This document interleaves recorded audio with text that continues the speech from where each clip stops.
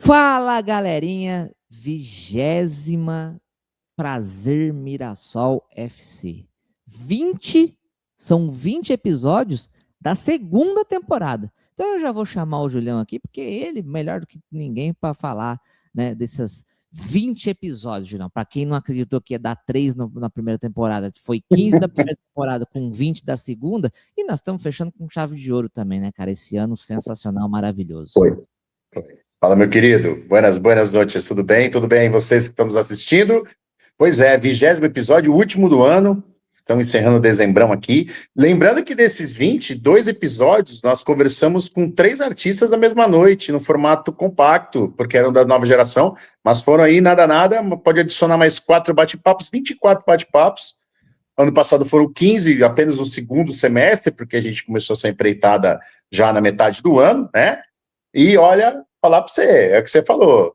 Não obstante da gente ter atingido a meta aqui, linda, maravilhosa, de finalizar a segunda temporada, nós começamos a cumprir o que nós prometemos desde o ano passado e continuamos a fazer, que é trazer esses convidados para vir conhecer a Mirassol e assistir um jogo no nosso querido Maião. Já vieram 4 nesse ano. E ano que vem vai continuar tendo essas visitas. Ou seja, devagar nós vamos chegando lá.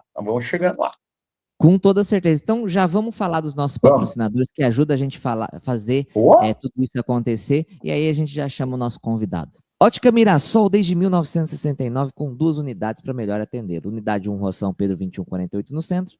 Unidade 2, Avenida Fernando Antônio Vendramini, 4460, dentro do Proença Supermercado. Chegou no Proença Supermercado ali, segunda loja à esquerda, não tem erro. Óculos de grau solares das melhores marcas e com os melhores preços. Grande variedade de armações masculino, infantil, feminino, as melhores lentes do mercado. A Ótica Mirassol conta com laboratório digital próprio e também tem a UTI dos óculos, que oferece aí manutenção e conserto dos seus óculos. E sem contar também com a grande variedade, com a consultoria que você recebe lá dentro da Ótica Mirassol, que são pessoas que realmente entendem de óculos. Não é isso, produção? Do Express Mirassol, shopping na sua casa ou no seu evento, peça já o seu no 996836162. Faça a sua reserva da sua chopeira, faça a reserva do seu chopp, Pilsen, Puro Malte, Red Ale, IPA, em barril ou em growler.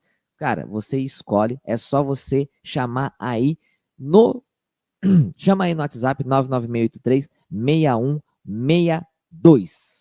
Sou Viagens e Turismo. Já chama no WhatsApp aí, ó, 3242-2832, facinho, 3242-2832, fala lá com as meninas e escolha o seu destino nacional e internacional. São especializadas com mais de 12 anos no mercado. E, cara, lá o pacote é personalizado para você. Lá não tem essa história de pacotinho pronto, não, tá? É pacote especializado para você. Julião, faça as honras, porque, cara, esse convidado é sensacional. Bom, vamos tentar resumir, embora é difícil, mas vamos tentar. Ele é fundador do primeiro fã-clube de um dos maiores artistas, eu acho, dos mais injustiçados, deveria ter uma atenção, um carinho muito maior por muita gente. O senhor Raul Seixas. Foi amigo pessoal do mesmo, ele faz a curadoria do baú do Raul, ou seja, ele é o cara que está enfurnado ali na raiz, na alma do seu Raul Seixas. E eu falei isso, inclusive, com a Vivi sobre esse assunto, assim, em paralelo, um tempo atrás, filho do Raul. E faz shows, ele, cara, é multimídia, é um sensacional. Hoje a gente encerra a segunda temporada do Prazer Mirassol FC, recebendo nada mais, nada menos que o nosso queridíssimo Silvio Passos.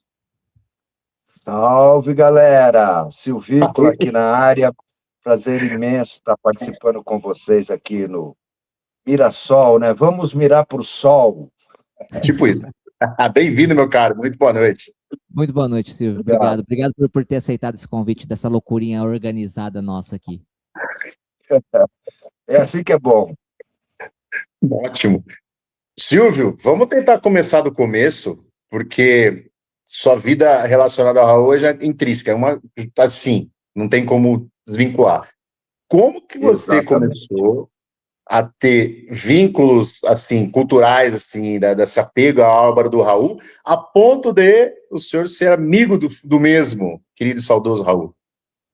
Pois é, isso, eu tô com 62 anos de idade hoje, agora, daqui a pouco eu faço 63, agora em fevereiro, e Cara, isso começou quando eu era garoto, quando eu tinha 10 anos de idade, em 1973, quando o Raul começou a tocar nos rádios do Brasil, né?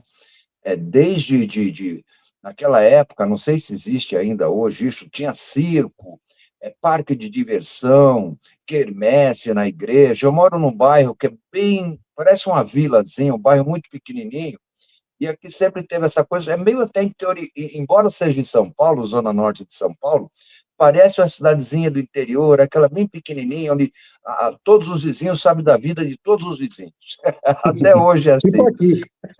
Tipo aqui. É tipo aqui, Tipo os Mirassol, né? interiores do É, Brasil, né? Os interiores do Brasil, só assim, esse bairro reproduz muito essa coisa interiorana do Brasil todo, né? Então, Raul era uma coisa que tocava em todos os lugares, aqui, em todas as rádios, em todas as festas, e como eu disse, em quermesse, em parque de diversão, com roda gigante, como é que é? Festa de colégio, né? Aquela festa que fazia na escola, meio nas férias, todo colégio fazia uma festinha para aproveitar as férias. Foi assim que eu descobri o Raul, mas isso não quer dizer que eu gostei. Eu achava ele um chato de galocha, porque tocava em todos os lugares, era Mosca na Sopa de um lado, Al Capone do outro, Ouro de Tolo do outro, Metamorfose. Eu era um menininho, eu tinha 10 anos de idade, né? Eu estava interessado em outras coisas, não em Raul Seixas. Mas o bom, né, da biologia, da nossa evolução, é que a gente cresce. E quando a gente cresce, a nossa mente também vai ampliando. E aí, já isso eu estava com 10 anos, lá com meus 17, 16 para 17, eu reouvi o Raul. E aí ele veio diferente para mim. Veio completamente diferente. E aí foi aí que bateu forte, falou, cara, eu preciso conhecer esse cara. Eu sempre fui muito cara de pau. Nessa época de adolescente, eu era aquele moleque que vivia enchendo o saco nas emissoras de rádio, Rádio Bandeirantes, Rádio Excelsior, Rádio Cultura. Eu ia bater, eu não ligava para a rádio, eu ia lá pessoalmente pedir para tocar um Pink Floyd, entendeu? Aí eu comecei a pedir para tocar Raul já. Enfim, meio que foi o pioneiro nessa coisa de toca Raul, mas não existia a expressão toca Raul, evidentemente. Tudo começou assim. Até que, em 1980, Raul estava lançando um álbum chamado Abre Sésamo, que tem a música Aluga-se, Aluga-se, tem Rock das Aranha, Minha Viola, tem tantas canções maravilhosas ali, uns rock, umas pegadas meio blues. E aí o Raul deu uma entrevista num programa do Nelson Mota, ao meio-dia, que passava, acho que passava no Brasil todo, chamado Mocidade Independente, e era um programinha de meia hora na hora do almoço, e cada programa era um convidado. Nesse dia foi Raul, e o Raul falou, não, estou vindo morar em São Paulo, não sei o quê, acabei de lançar o Abre de Sésamo, não proibiram Aluga-se, mas proibiram o Rock das Aranhas, censura moral, censura política, enfim, tinha toda essa questão. Quando ele falou que estava vindo morar em São Paulo, uau! Aquele menininho com 17 anos de idade falou: é a hora de eu conhecer o Maluco Beleza. E foi Ó, meio que o passe de mágica, assim, cara. Botei o anúncio no jornal, em, sei lá, 15, 20 dias eu já estava dentro da casa do Raul. olha isso. Sintetizando é isso. cara, Ele, e é umas loucuras que você contando isso, tô lembrando de algumas loucuras que eu já fiz pelo Mirassol. O ano passado, esse ano, de tipo assim, de seguir, sabe, de assistir jogo e tal. Cara, que loucura. Isso com 17 anos.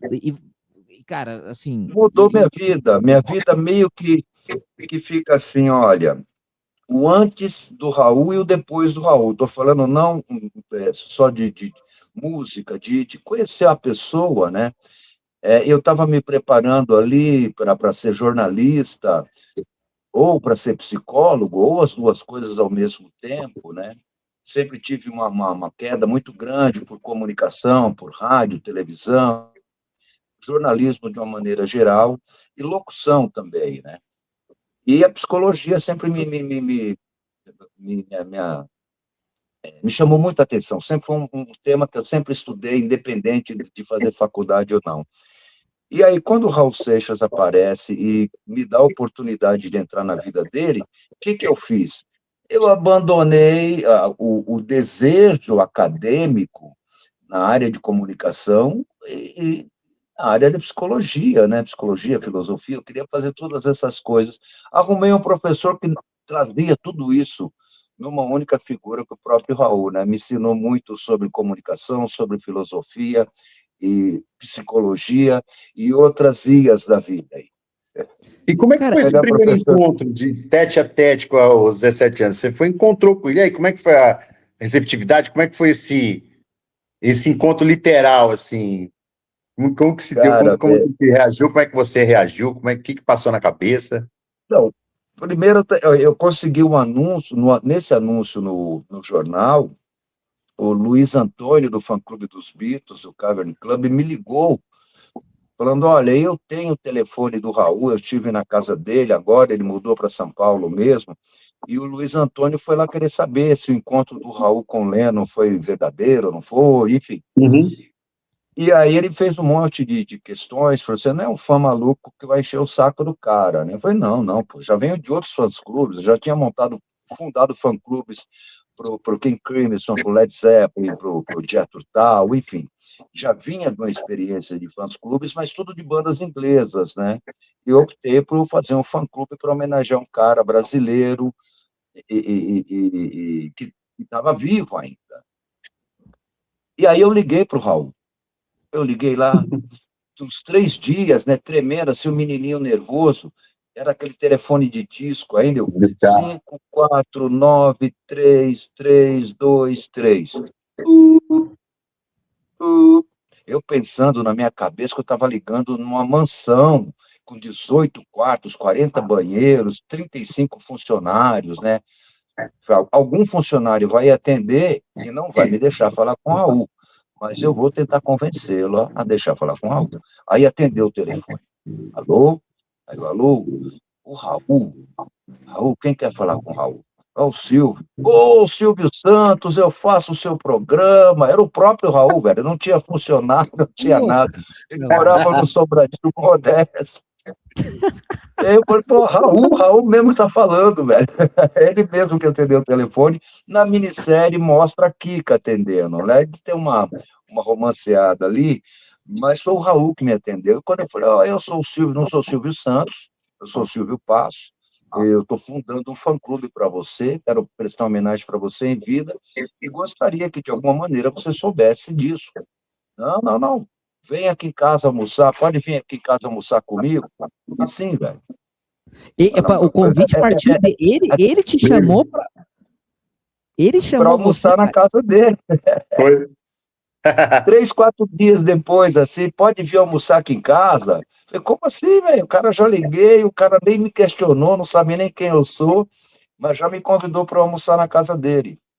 E lá fui eu, 3, 4 dias depois, morrendo de medo, de nervosismo, né? Ele morava no bairro do Brooklyn, aqui em São Paulo, na Rua Rubi, número 26. Hoje já não tem mais esse nome, a rua. Mas ali o bairro era um bairro com as ruas eram todas com nomes de metais e pedras preciosas. Então era Rua Rubi, Rua Ouro, Rua Diamante, sei lá, esses nomes assim de metais e pedras, né? Preciosos. E o Raul morava na Rua Rubi. Todas as ruas do bairro eram todas pavimentadas. O Raul morava justamente na única que não tinha pavimentação. E quando chover, era um barreiro desgraçado ali na Rua Rubi. Você devia chamar Rua Barro. Rapaz, entrar na casa do Raul, ele me recebeu ali. Eu cheguei cheio com caixa de camisas do fã-clube, né? A gente, naquela época, estava iniciando essa coisa de silk screen, você fazia camiseta na mesa da cozinha. Eu cheguei lá com as caixas de camiseta do fã-clube, e ele me recebeu como se já me conhecesse há 10 mil anos, e já me botou um apelido, Silvícola, seja bem-vindo, e não sei o quê. Eu não sabia se Silvícola era um elogio ou era uma tiração de sarro. É bem rica essa história, esse primeiro encontro. E desse primeiro encontro virou um segundo, que virou um terceiro, que virou quase uma década de amizade. Cara, que Sintetizando sensacional. aí. Assim, é uma coisa que eu sempre falo. O universo, ele dá conta de muitas coisas. E quando eu falo assim que os bons reconhecem os bons, às vezes na primeira palavra, né, Silvio, Exato. cara, Sim. você não imaginava primeiro que você ia ligar e quem ia atender seria o próprio Raul Seixas, né? Você já tinha criado na sua cabeça aí uma história, pô, será que eu vou conseguir e tal? Só que aí quis o universo que ele atendesse, que ele te ouvisse e te convidava. E aí foi quase uma década aí de convivência, né, cara? Porque Exatamente. é aquela velha coisa. Os bons reconhecem os bons a partir da primeira palavra, né? Perfeito. A energia, né? É uma coisa muito doida isso, porque assim, eu imagino quantos meninos ou meninas, né, não procuraram com ideia de fazer um fã-clube para ele e tal. Eu não vou. O meu é classificado como o primeiro e único fã-clube oficial, né? Mas com certeza já existiam outros fãs-clubes antes. Mas acho que nenhum o Raul abraçou com tanta confiança, sabe? Porque nesse primeiro dia que eu tive na casa dele, bicho, eu passei o dia todo lá, almocei, depois fomos, ele chamava gabinete, vamos lá para o meu gabinete, que era na parte de cima do sobrado, e ali tinha os discos, os LPs dele, o equipamento de som. Quando eu bati o olho no equipamento de som, era um Sansui Garrard Gradiente. O Porra. mesmo som que ele fala, e tu és o umedecer da minha vida, né? E o meu Sansui Garrard Gradiente só toca mesmo em palo quente para lembrar do teu calor. Falei, porra, é tudo verdade, velho. O cara não faz música dizendo uma coisa, ele sendo outra, né? Ele traduzia realmente na música tudo aquilo que era dele, que era ele. Isso encantou muito. E nesse primeiro dia, cara, quando eu estou voltando para casa, já tinha que vir embora, Raul me mostrou o famoso baú dele, que ficava nesse gabinete. Ele abriu o baú e tirou um saco de fita. Você lembra antigamente, não sei se hoje ainda é assim, você comprava um cobertor, aí vinha num saco, aquele saco de cobertor que era um saco duro, com os Sim, botões assim. um bem Hum. grossão que era grampeado, né? Isso, Isso. exata. Cara, é um saco desses de cobertor, um monte de fita de rolo, de 7,5, de 15, de 3,3/4, né? A velocidade, fitas de rolo. Então, estão comigo até hoje essas fitas. Tudo com material inédito. Raul com 18 anos, ensaiando com The Panthers, gravações caseiras, gravações de shows, takes inéditos de discos. Cara, o cara nunca tinha me visto na vida, para você ver o tamanho da confiança que rolou nesse primeiro encontro. Ele entregou o pacote com essas fitas para eu resgatar isso, transformar em fitas cassetes, né? Eu nem gravador de rolo tinha em casa, mas eu tinha um professor, uma professora, era minha professora de português, e o marido dela era músico, era sambista, e ele tinha um estúdio na casa dele. E ele que resgatou esse material todo, e eu, nas minhas idas e vindas para a casa do Raul, eu levava as fitinhas, enfim, cara, que saudade dessa época. Olha isso. E aí, meio que no primeiro encontro já começou uma certa forma de se criar o Museu do Raul, porque você já estava resgatando coisas ali que nem ele tinha como fazer a coisa acontecer. E acho que meio Exato. visionário. Então, é você mesmo que vai cuidar. Eu vou oficializar você como curador desse acervo aqui, logo de cara, no primeiro encontro, e daí em diante, putz, e fica imaginando um monte de material que não passou pela tua mão e passa até hoje. Até hoje, não, a coisa assim, aquela coisa que foi falado ali, né? O universo conspira. Quer dizer, tem um menininho que mora na periferia de São Paulo, que descobre Raul Seixas, já ouvia Raul, mas nunca tinha parado para ouvir de Ouvir. fato, fica impactado com o que ouve, né? Já estava com uma idade mais avançada, já estava ficando velho, com 17 anos, já era um velho, né? Vai à casa do artista, tem a sorte de ligar para o cara, virar amigo do E o cara, cara te vai lá, o atender. cara. Não, cara, isso é meio surreal, assim, às vezes parece que você está vivendo um sonho, né? Somando com isso, Paulo Coelho, que na época não é o Paulo Coelho global, né? O Paulo Coelho era o parceiro do Raul em várias músicas, ali no começo da carreira solo do Raul. O Paulo, na época, ele era redator, ele era colunista, aliás, numa revista de circulação nacional chamada Revista Amiga. E aí Raul liga para o Paulo, pô, rapaz, tem um menino aqui que fez um fã-clube para mim, não sei o quê, ele está querendo que você fale alguma coisa na coluna sua aí na revista. Porra, Paulo, na hora já fez um artigo para a revista, fãs ajuda artista em São Paulo, alguma coisa assim, eu tenho esse artigo guardado. Enfim, a história, quando eu paro para pensar hoje, depois de 44 anos, isso foi há 44 anos, coincidentemente, Raul morreu com 44, né? Eu começo a juntar o quebra-cabeça, cara, parece que tudo isso já estava pronto para acontecer, né? O próprio Raul falou para mim, você não está na minha casa por acaso, você é um escolhido. E eu fiquei pensando, né? O que será que é esse negócio de escolhido? Vai ter que tomar injeção? Eu tenho medo de agulha, pô. Não, e é uma loucura mesmo, quando você para pensar, assim, para imaginar, fala, cara, como que as coisas aconteceram nessa velocidade? Parece que já estava meio que programado já, né? E o Raul, assim, ele era um cara que ele nunca acreditou no acaso, né? Para ele Não, realmente. não existia acaso. Para o Não. Raul, cara, tudo tem um porquê e a gente tem que seguir esse porquê, essa condição. E, cara, sei lá, às vezes, né, o universo já tinha falado, ó, vai aparecer uma pessoa aí que vai que vai levar seu nome aí para muitos anos, que hoje Raul Seixas continua sendo Raul Seixas da mesma maneira que ele foi e sempre vai ser. E eu acho que isso vai durar muitos e muitos anos, porque a gente vê a nova geração chegando aí hoje, né, Silvio? E que acompanha, que ouve, escuta, e agora com o documentário tem a oportunidade de ver um pouco, né, o que foi a carreira e a vida do Raul, cara. Isso que mexe comigo, que é sensacional, na verdade.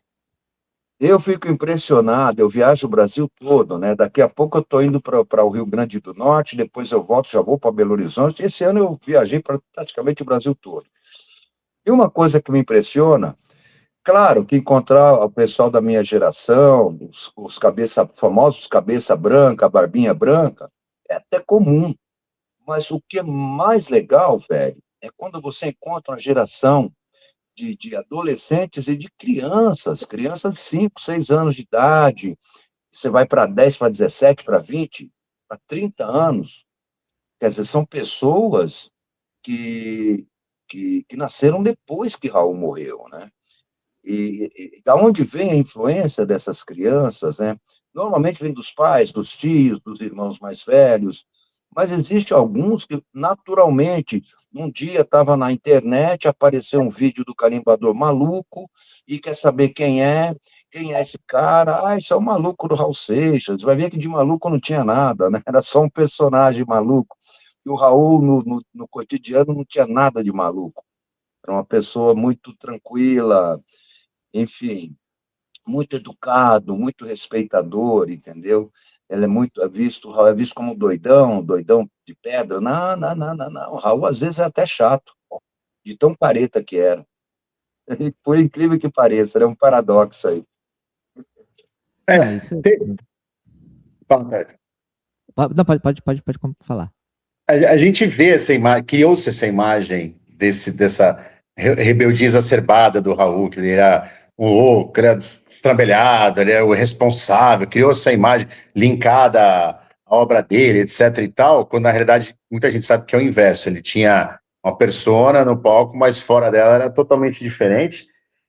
Mas eu posso estar muito equivocado, mas que a indústria fonográfica na virada ali dos anos 80, começo dos 80, que foi cruel com ele para criar essa imagem, não foi? Não foi uma coisa meio de abandono, uma coisa tipo, esse lance das costas para o Raul não serviu para alimentar essa imagem de que, tá vendo, nem os caras das gravadoras querem ele, tararau, e quando na realidade não era bem assim? Olha, sabe, não pode se colocar um único elemento, são vários elementos. Primeiro, o rock no Brasil estava ganhando força com a outra galera, as bandas, né, o Blitz, Legião, o Traje, Nenhum de Nós, Zero, eu vi que tinha várias bandas de vários lugares, engenheiros, né? Começou a Camisa de Vênus, ali na virada no começo da década de 80, o rock estava com a outra cara, né? As rádios tocavam rock, todos os programas de televisão tocavam rock. Há até um equívoco que acha que o rock no Brasil começou na década de 80. Não, senhor, e a Rita Lee, o Raul Seixas, a Celi Campelo, toda aquela galera que começou lá atrás, o pessoal da Jovem Guarda. Então, e tinha um outro detalhe, que o problema do alcoolismo do Raul, né? Isso também colaborou para que, de certa forma, as gravadoras tivessem uma certa resistência com o Raul, porque ele estava dando um pouco de trabalho por conta do alcoolismo. Isso tem que ser claro, temos que ser honestos nisso, não adianta ficar passando pano, ai, que Raul era bacana, não. Raul tinha um problema com o alcoolismo muito difícil de lidar, e ele tinha uma personalidade forte, quer dizer, ou fazia-se do jeito que ele queria, porque, antes de tudo, Raul era um produtor, além de produtor, cantor e compositor. Então, quer dizer, ele sabia exatamente o que ele queria, não adiantava tentar modificar o Raul. Não, Raul, agora você vai ter que falar, sei lá, da extrema-direita com a extrema-esquerda e o Palmeiras que não tem mundial. Eu não vou falar nada disso, velho. Você entendeu? Não adiantava tentar moldar o Raul. E como ele tinha essa resistência, já tinha criado alguns problemas com alguns produtores, alguns diretores. Então, e mais somando o problema de alcoolismo, isso realmente fez, e mais o rock sendo atualizado no Brasil, tudo isso fez com que Raul Zito ficasse um pouquinho de lado. E é justamente nesse momento que um garotinho chamado Silvio entra em ação. Vocês vão ter que ouvir Raulzito, sim, senhor. Com o maior orgulho eu falo isso. Não me arrependo, não há um segundo, um culionésimo de segundo de arrependimento de eu ter abandonado meus estudos, um projeto de vida que eu tinha, para encontrar Raul e ter feito tudo que eu fiz enquanto ele estava vivo e continuar fazendo depois de morto. Não foi uma coisa que eu planejei na minha vida. Aliás, tudo que eu planejei na minha vida deu errado. A única coisa que eu não planejei parece que está dando certo. Deu certo. Então, vida que segue, né? E deixa levar, né, dessa maneira, pô. Deixa a vida me levar, pô. Não mexe, não, deixa assim. E após deixa a assim. morte, né, e Isso após a morte do Raul, foi aonde que se iniciou o trabalho, Silvio, assim, de tipo, de eternizar Raul Seixas?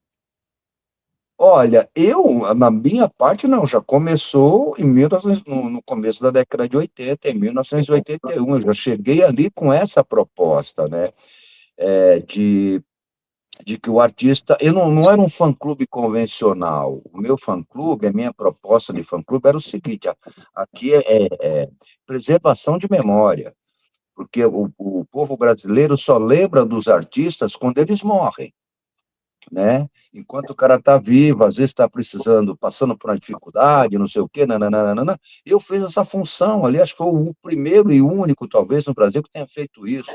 Cheguei a lançar um disco, quando o Raul estava sem gravadora, ninguém queria saber dele, para não deixar uma lacuna na discografia, eu produzi um LP independente com 1.000 cópias, esse disco hoje é vendido a peso de ouro.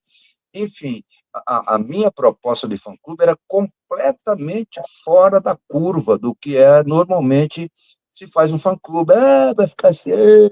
Não era isso, velho. Eu tinha uma preocupação realmente de preservação da memória de um grande artista brasileiro que naquele momento estava meio que, né, jogado de canto aí pela mídia e pelas gravadoras. A minha proposta foi essa, acho, inclusive, que foi esse um dos motivos que Raul abraçou a causa, entendeu?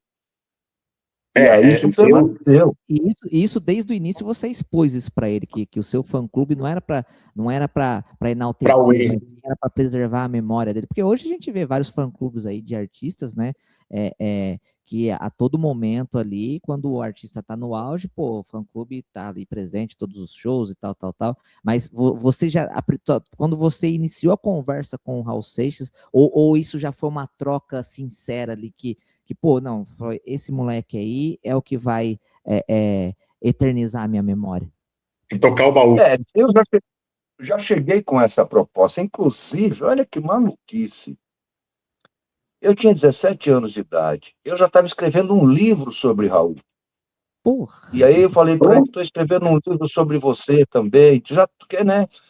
Estava tão envolvido com aquilo, já tinha lido tudo que me caiu nas mãos de entrevistas e não sei o quê. Eu falei, pô, vou escrever um livro sobre esse cara. E eu acabei conhecendo, ele falou, calma, calma, você está indo com muito rápido, menino, calma. E esse livro acabou sendo lançado só depois que Raul morreu, né? Chama-se Raul Seixas, uma antologia. Cheguei com ele com o livro praticamente pronto, estava ali esboçado a ideia para um livro, então ninguém nunca tinha escrito um livro sobre Raul. Enfim, é uma história que ela é cheia de detalhes e você vai montando todo um quebra-cabeça. Com a morte dele, a primeira coisa que aconteceu foi isso. E acabou o fã-clube, acabou tudo. Eu falei, não, senhor, agora que nós vamos botar para quebrar mesmo. Quem morreu foi o meu amigo Raul, cara. Raulzito. A obra? A obra não, né? O artista não morreu, tá? E uma prova, nós estamos em 2025. Raul está mais vivo que muito artista vivo, né? Alô, Lobão!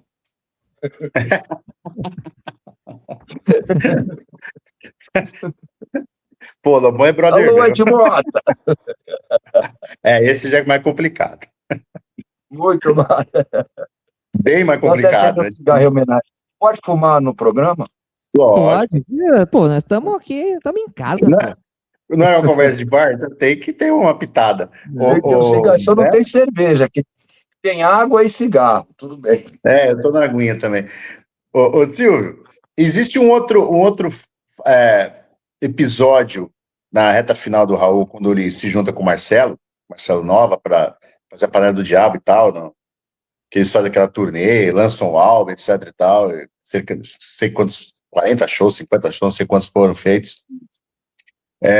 Que muita gente também apontou o dedo pro Marcelo como se fosse um oportunista, quando na realidade não foi nada disso. O Marcelo, naquela época, independente da situação que estava o Camisa, como bom baiano, ele nunca se preocupou com isso e foi uma falação desnecessária, né? Na orelha dele. Até hoje falam isso, cara. O Camisa Porra, estava acabando, né? Marcelo estava iniciando a carreira solo dele. E, e aí, cara, uma coisa que eu observo com o Raul, todas as pessoas, Silvio Passos, Kika Seixas, Marcelo Nova, até as filhas, que não tem nada a ver com isso, que eram todas crianças, todo mundo, os fãs mais radicais, a ala mais radical, mais extremista no Raul Seixismo, os Raul Seixistas, né?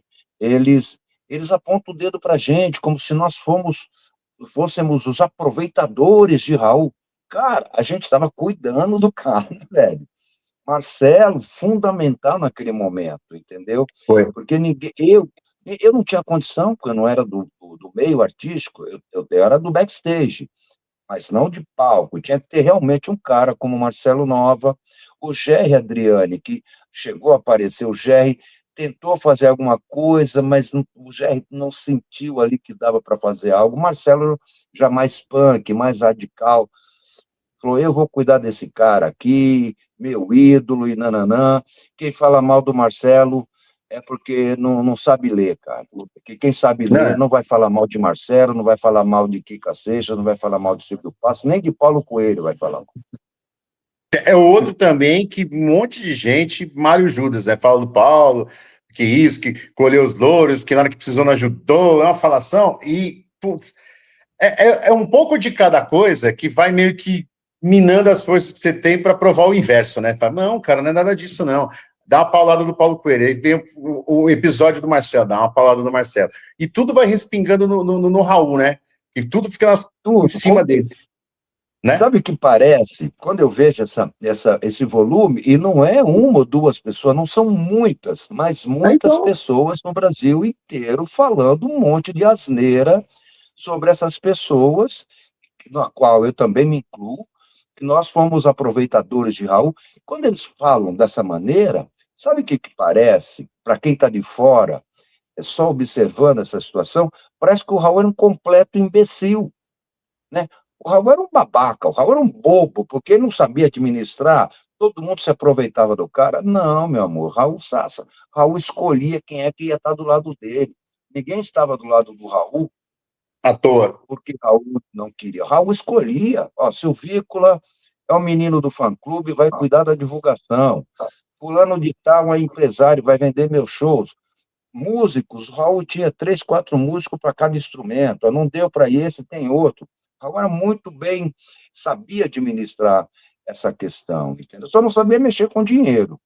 Aliás, quem é que sabe, né? Mas o resto, não E estava hoje em ninguém. dia, né, e hoje em dia, assim, por você ter tido essa proximidade com o Raul e tanto o Marcelo também, o Paulo Coelho, as pessoas acham que, assim, tem aquele velho ditado, né? As pessoas vê as pingas que bebe, os tombos que leva, ninguém vê, né? Pois é. E Exatamente. aí você Ninguém Exatamente isso. estava lá. Ninguém estava lá. É muito fácil, como o próprio Raul cantava, é sempre mais fácil achar que a culpa é do outro. Não estava lá, velho. Se estivesse lá, aí talvez tivesse um embasamento, se não tiver envolvido nem um pouquinho de ego, de invejinha, porque isso também rola, né?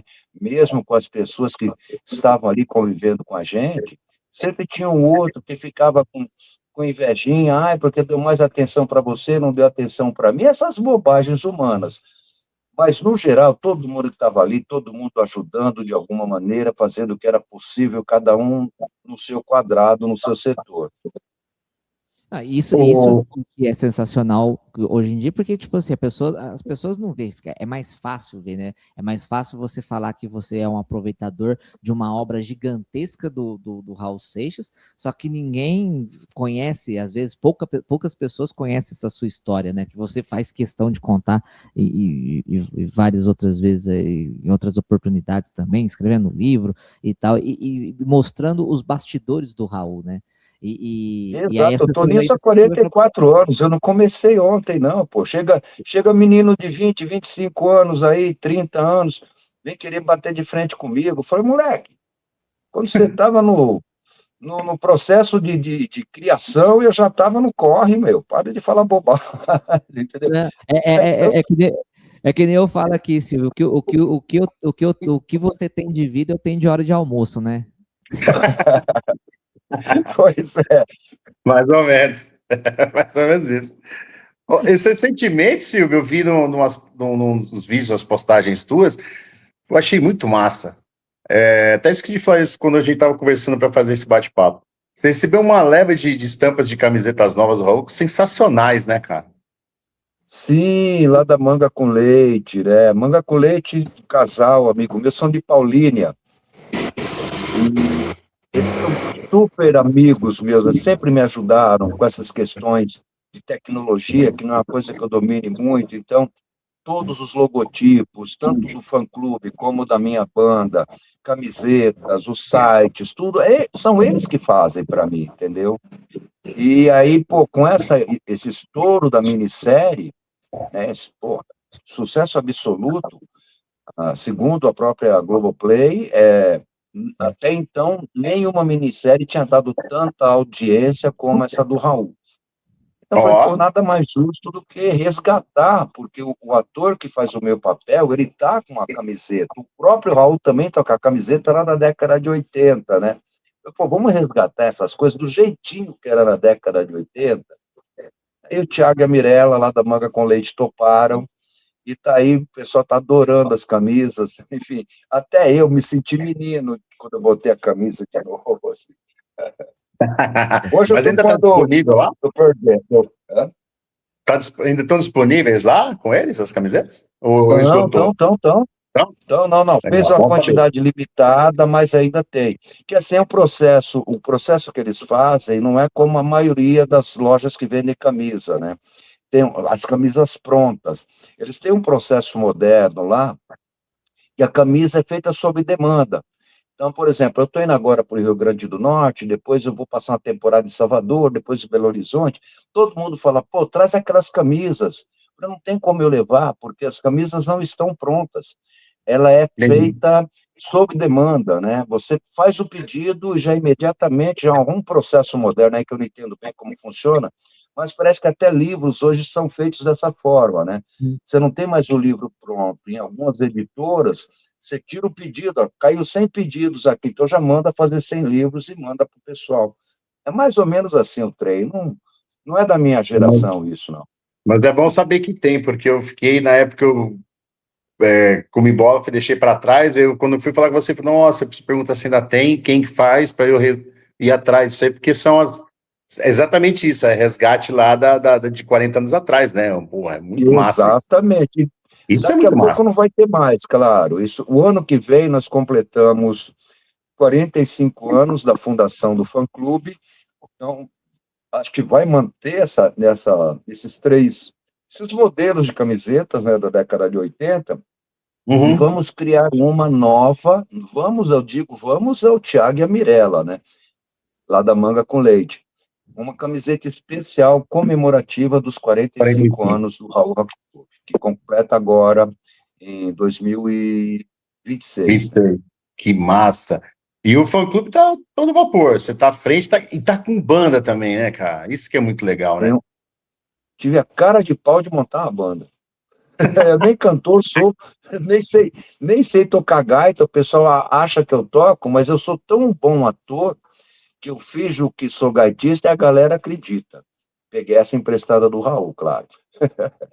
Eu brinco, eu sou mais animador, né? Eu gosto de conversar com a galera, contar histórias, da mesma maneira que eu estou aqui, eu sou no palco.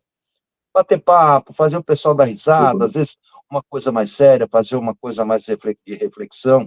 Já fiz teatro também, fiquei 1 ano e meio com a peça chamada Meu Amigo Raul, todas as apresentações lotadas. Enfim, eu vou aí atirando para todos os lados. Não dá mais para eu voltar para o mercado de trabalho convencional, por conta da minha idade. Eu já estou nisso há 44 anos. Se eu parar com isso, eu vou fazer o quê? Não, você já está na sua profissão, você que não descobriu ainda. Ainda bem, melhor não descobrir, então. Não, eu falei, pô, cara, e se eu for trabalhar, então, no prédio, né? São Paulo cheio de prédio, aí tem aqueles elevadores, posso ser assessorista. Mas eu percebi, não existe mais, né? Tudo eletrônico agora. Tudo digital. No Alemar nem porteiro tá tendo mais também, agora tá sendo tudo eletrônico, imagina tudo só. Nem pipoqueiro. Você fala, vou vender pipoca no cinema. Não tem mais pipoqueiro no cinema, né? Não. Acabou. Já era. Então, não adianta, a minha profissão é essa mesmo, vou morrer fazendo isso e tá tudo bem. E essa discografia do Raul, ela é rica para um tanto. Se você pegar desde o primeiro até o último álbum, até bobear o que foi feito de obra póstuma, né? Eu olho, às vezes, umas listas, eu olho, às vezes, uns rankings, uns bate-papos, assim, os discos mais emblemáticos do rock nacional, da música brasileira, etc e tal. Eu posso estar, ou eu sou muito azarado, ou eu tô num grupo errado, não sei.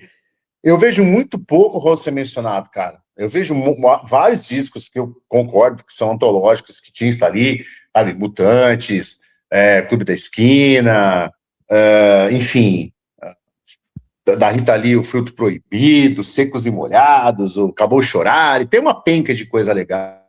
Mas cara, eu posso estar muito equivocado, mas eu sinto uma falta do caramba são poucos os caras que eu vejo, sei lá, crítico, jornalista, analista, só o nome que for, de colocar ali, parece que eles têm uma resistência de colocar um álbum do Raul, sendo que se você pegar a discografia inteira, é difícil você escolher um só para colocar. Muito difícil. Em alguma dessas listas eu já vi, né? Por exemplo, saiu uma lista da revista Rolling Stones, tem 2 álbuns do Raul lá. Eu acho que é uma das raras, Rolling Stones no Brasil, Krieg Rabandolo e o Noveon, são 2 álbuns maravilhosos, né? Logo ali do começo da carreira solo. Agora, esse negócio que você falou, que o Raul sempre fica meio para escanteio, cara, eu sinto isso não só por parte de jornalistas, mas de músicos também, de artistas. Sim. Quer dizer, de repente, os caras têm assim uma torcida de nariz com Raul, porque Raul, todo mundo ama Raul, cara, sei lá, do cidadão mais simples ao mais elevado socialmente, intelectualmente. Todo mundo gosta do Raul, pessoal do rock, pessoal do samba, pessoal do forró, pessoal do heavy metal, pessoal do punk, pessoal do funk. Todo mundo gosta do Raul, é um negócio absurdo. Nenhum artista brasileiro tem essa admiração por todas as camadas sociais e por todos os segmentos culturais, musicais, né? Todo mundo, sim. Eu sou prova disso, porque eu lido com Raul 24 horas por dia, só há 44 anos. O que eu percebo, como chegam em mim pessoas de todos os setores, de todos os níveis, todos os segmentos, falam, que doideira isso. O Raulzito não tinha essa noção, entendeu? Eu lembro de um cara que tocava harpa, muito famoso, mas já é falecido, porque quando ele me ligou, ele já tinha uma idade avançada, chamada Luiz Bordon, o homem que toca a harpa do Brasil, né? Sabe, essas músicas de Natal, tudo em harpa, era tudo Luiz Bordon. Ele me ligou, isso há muito tempo atrás, acho que eu não tinha nem barba ainda. Ele me ligou e falou, eu sou o Luiz Bordon, já ouviu falar em mim? Eu falei, claro, as músicas de Natal aqui em casa é só com seus discos. Eu amo muito Raul Seixas, eu queria gravar um disco só Raul Seixas em harpa, velho. Imagina, mas o Bordão já morreu faz muito tempo. Para você ver onde Raul chega, né? Eu acho assim, Silvio, que o Raul Seixas é um artista do Brasil que ele tá assim num patamar muito diferente, que eu acho que não dá para você é capaz de listar, fazer os top 10 discos de Raul Seixas, mas é impossível você misturar Raul Seixas com outros artistas, porque, cara, ele tá assim, ele tá numa caixinha separada.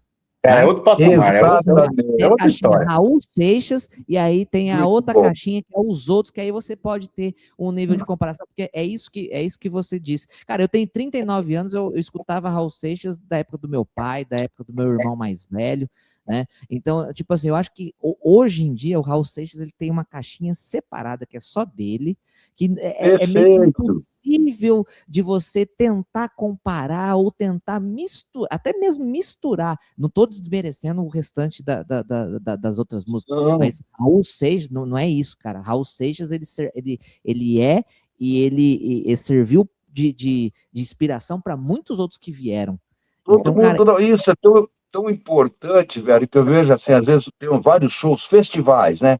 Festival vai ter punk rock, vai ter heavy metal, vai ter rock brasileiro, vai ter hard rock e vai ter Raul Seixas. Quer dizer, o Raul está envolvido com tudo isso, ao mesmo tempo não está envolvido nada com isso. É MPB, é punk, é samba, não sei o quê, e Raul Seixas. O Raul é um caso à parte, né? Criou-se um gênero próprio para ele, né, da obra dele, né? Isso mesmo, Cavaleiro Solitário. Olha que doideira. Dom Quixote, o Dom Quixote do rock brasileiro. É uma boa comparação, Você tem algum álbum dele que é o teu preferido? Tenho. Opa. Um álbum preferido é o Novo Eon.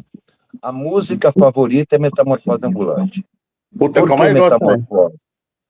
Metamorfose foi a música que me fez querer saber quem era o Raul. Foi a primeira. O Raul tocava, como eu disse lá no começo, o Raul tocava em todos os lugares. Mas quando eu fui reouvir Raul e ouvir Metamorfose Ambulante novamente, com outro ouvido, falei, uau, quem é o cara? Eu quero saber quem é esse cara. E aí foi então, mas sempre escolho Metamorfose Ambulante como a minha música favorita, porque ela é a grande culpada disso tudo. E depois o álbum Novo Eon, o álbum Novo Eon, assim, não fez sucesso algum e é um álbum monstruosamente maravilhoso. Eu acho que o fato dele ter fugido desse parâmetro do sucesso radiofônico, comercial, ele se tornou uma obra muito concisa, né? Tem uma coisa fechada, assim, que você fala, uma cápsula muito bem feita, né? Eu acho ele assim, putz, é mais ou menos como eu falei recentemente para um brother do Psicoacústica do Ira. Para mim é o melhor disco do Ira, é o disco que praticamente não tocou em lugar nenhum, mas para mim é disparado o melhor disco do Ira. Pois é isso que é muito louco, né, cara? De repente eu vejo isso não só do Raul, mas de vários outros artistas nacionais e internacionais. Dos seus discos, qual é o que você mais gosta? normalmente, invariavelmente, eles gostam daquele disco que quase ninguém conhece. Não, eu gosto desse aqui, pô, mas eu nem sei que ano você lançou esse disco. Não, eu lancei em 1974 ou em 86. Porra, não lembro desse disco. É por isso que eu gosto dele, porque ninguém conhece. Só quem tem um ouvido apurado, né? Quem já tem horas e horas de fone no ouvido, a gente vai pegando uma certa sensibilidade, vai também entendendo os macetes, né? Umas sacadas, as propostas, né? Porque não é simplesmente só audição, né? Você tem que entender o momento do artista, o momento que está acontecendo, o contexto geral em volta dele, se tem alguma história específica que marcou, algum fato. Envolve muita coisa, não é simplesmente escrever, sair gravando e, ó, que legal. Não, Não, tem todo um os conceito, né? artistas genuínos, artistas verdadeiros, eles não fazem esses discos que a gente chama de disco descartável, música descartável, é só ali para fazer um dinheirinho e segue a vida, né? Principalmente o Raul. O Raul tinha uma máxima dele, que eu adoro até hoje, que o Raul dizia, a pessoa, ele falava assim: você quer me conhecer de fato? Ouça meus discos, eu estou inteiro lá.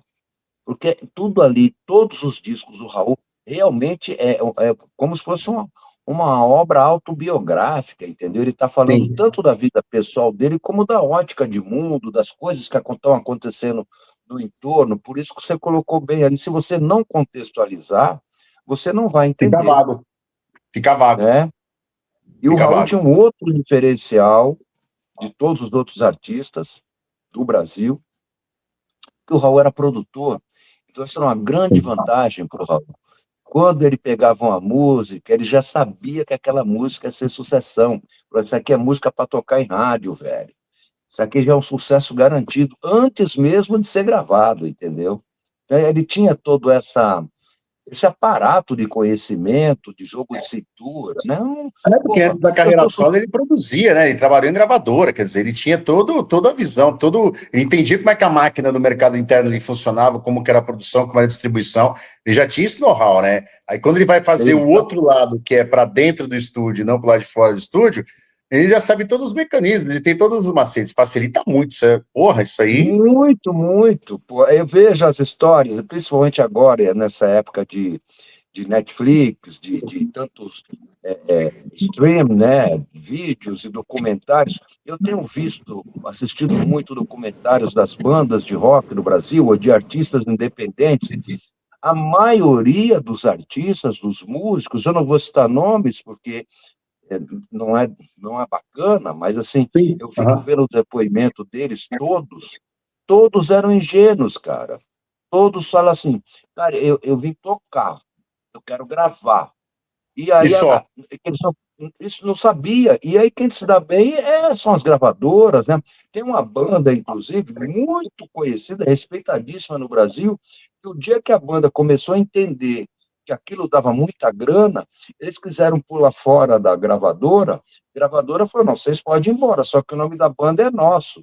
Como assim, velho? As gravadoras muito pilantra, entendeu? O Raul Registrava em ficava nome do puto. selo, né? O cara se apropriava do nome da banda, da ideia da banda, sabe? E se a banda, os músicos fossem embora, eles colocavam outros músicos no lugar, porque o nome da banda já estava feito. Que é isso? Estou citando Ô, um louco. exemplo aqui. E se eu começar a estudar toda a história da música, não só do rock, eu estou falando de uma maneira geral de música no Brasil, o que rolou de sacanagem com pessoas geniais, com artistas geniais, cantores, compositores, músicos, e, sabe, o monstro Ciste, como o Raul dizia, se aproveitava dessas pessoas, né? Elis Regina foi uma das que, antes de morrer, levantou essa bandeira em defesa dos músicos, dos Foi. compositores. É uma história ampla e não tão complexa. Se começar a estudar, vai entender bem como é que funciona essa zorreta toda aí. Olha, que massa. Ô, Taerton, será que o nosso Silvio tem algum clube futebolístico afetivo de coração? Você arrisca algum? Eu não sei. Cara, ele é de São Paulo. Hum. Ah, eu posso estar falando besteira, Eu não sei, eu tô jogando aqui porque eu ia falar besteira. mas ele tem uma carinha de ser palestrino, hein? Palestrino? Eu ia falar assim. Acertou, Eu ia falar, tá acertou. na Palestrino mesmo? Sou, Olha. sou, Ninguém é perfeito, né? Mas eu sou um pau. Tem uma música do Raul chamada Quero Mais. Não sei se você deve conhecer, lá de 83, que ele gravou com a Vanderleia. Ele fala assim: o meu maior prazer do mundo é ter você para farejar. Ai, ai, ai, eu quero mais, né? Aí eu falo assim: eu sou um palmeirense vagabundo, o meu maior prazer do mundo é nem ver mais o Palmeiras jogar. Ai, ai, ai, não quero mais. Os Mas, Pô, palmeirenses mais radicais, eu tenho um mas monte nem de nessa amigo fase do palmeirense. Abel aí que tá voando, pô, agora que você tinha que estar meio. mas Ah, não mas tem, já foi. mas não tem Quando nem eu era como garoto, comparar, né, cara? cara, com 60 anos, eu nem sei, existe futebol ainda? É, Existe, reza a lenda existe. que sim. Existe, É, tá forte aí, né? Tem um tal de Mirassol aí, um danado de Mirassol que chegou Rapaz, aí tá dando esse ano aí, trabalho. sabe?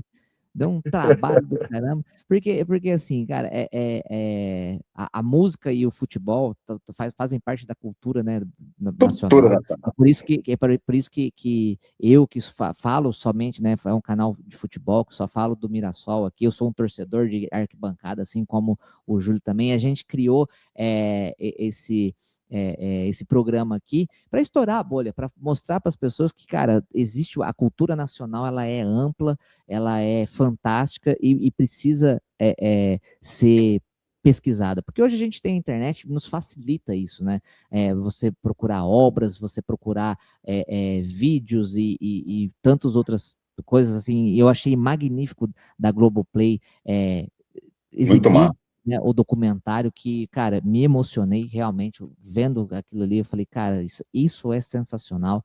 É lógico que romantizam algumas coisas para ter o tino Faz parte. comercial da coisa, né? Assim, você pode falar com mais propriedade disso, mas para ter aquela coisa comercial, para ter uma dinâmica para as pessoas que saberem e querer ver, né? E isso que é muito sensacional. Então, é isso que a gente faz aqui, é quebrar as bolhas para as pessoas conhecerem. Falar, cara, não é só futebol, não é só Mirassol, não é só Corinthians, não é só Palmeiras, mas também tem a cultura musical de cinema, cara, uma cultura gigantesca. E isso engloba tudo.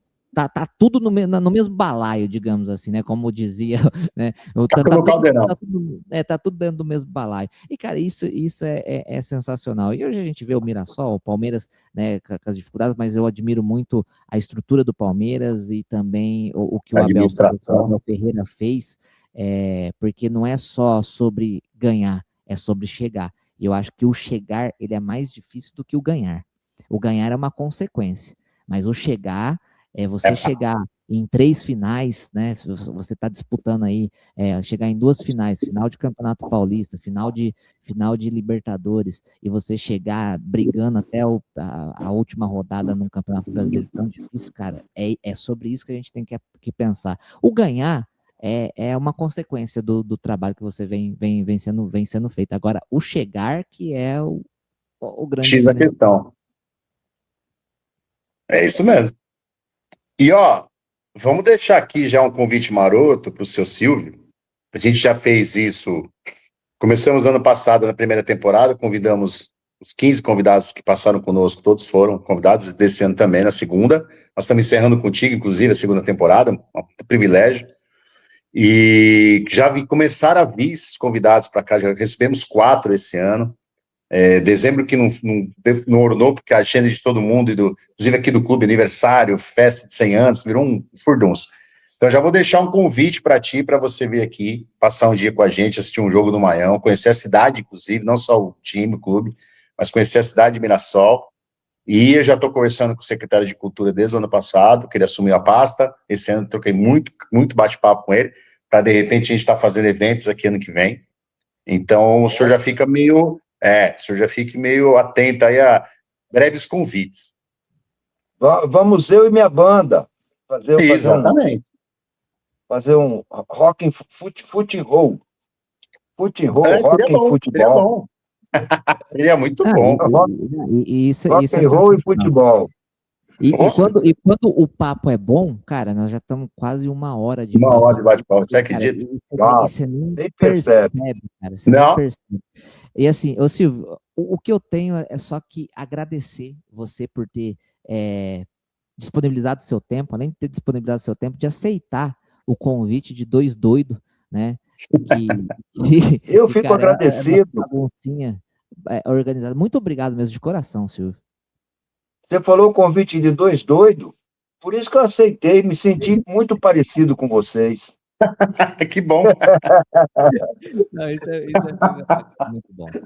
A gente que agradece, Silvio, e a gente vai se falando em breve, porque 2026 está aí batendo na porta e a gente vai ter muito barulho bom para fazer para cá.